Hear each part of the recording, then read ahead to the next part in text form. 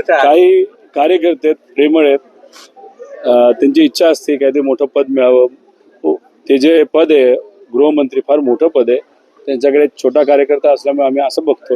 पण मजेत जर बोलायचं झालं तर एक गोष्ट तुम्हाला सांगतो, तर चुकून तर ते मंत्रिपद माझ्यासारख्या कार्यकर्त्याला मिळालं तर या महाराष्ट्रामध्ये असणारे 60% महायुतीचे नेते हे महाराष्ट्रामध्ये न राहता ते गुवाहाटीला जाऊन राहतील अशी परिस्थिती आहे. गेल्या 5 वर्षामध्ये जर तुम्ही बघितलं, जिथं कुठं अन्याय झालाय, तिथं भ्रष्टाचार झालेला, त्याच्यावर मी बोललेले पुरावे सकट बोललेलो आहे.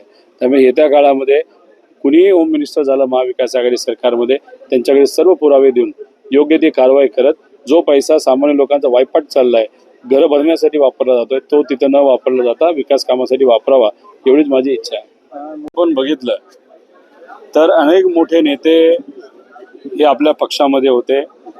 अजितदादा स्वतः होते, तसंच रामराजे नाईक निंबाळकर साहेब होते, जयंत पाटील साहेब होते आणि इतरही सर्व मान्यवर आणि मोठे नेते त्यावेळेस पक्षामध्ये होते. इच्छा मुख्यमंत्री होण्याची सगळ्यांचीच असते.